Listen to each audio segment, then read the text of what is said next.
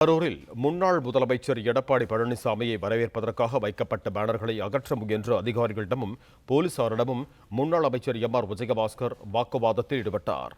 இது தொடர்பான கூடுதல் விவரங்களோடு இணைகிறார் எமது செய்தியாளர் அருள் செல்வன். வணக்கம் அருள் செல்வன், உங்களிடம் இருக்கும் தகவல்களை சொல்லுங்க.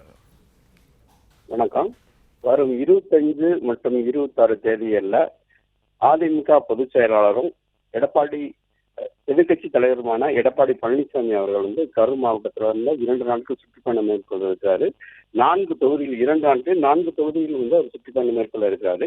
இதனை முன்னிட்டு கரூர் நகரில் அவரை வரவேற்கும் விதமாக பல்வேறு இடங்களில் டிஜிட்டல் பேனர் வைக்கும் பணியில் அதிமுகவினர்கள் ஈடுபட்டு வருகின்றனர். அதன் ஒரு பகுதியாக கரூர் கோவை சாலையில் இருக்கக்கூடிய தனியார் பெட்ரோல் பங்க்கு முன்புறம் டிஜிட்டல் பேனர் வைக்கும் பணியில ஏற்கனவே நேற்று இரவு வைத்திருந்திருக்கிறார்கள். அதனை இன்று மாநகராட்சி அதிகாரிகள் அகற்றும் பணியில ஈடுபட்டிருக்காங்க. இதனை பார்த்த அக்கட்சியினர் சென்று எதற்காக ஆற்றுகள் என கேட்ட பொழுது தனியார் இடத்தில் வைத்தாலும் அதற்கான முறையான அனுமதி பெற்று வைக்க வேண்டும் என்று அதிகாரிகள் தெரிவித்ததால அந்த பகுதியில அதிமுக திரண்டு அதிகாரிகள் வாக்குவாதத்தில் ஈடுபட்டனர்.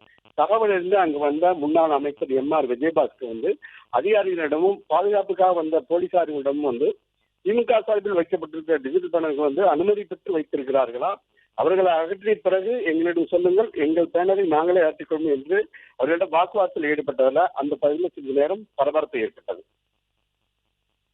நன்றி அருள் செல்வன், உங்க தகவல்களுக்கு.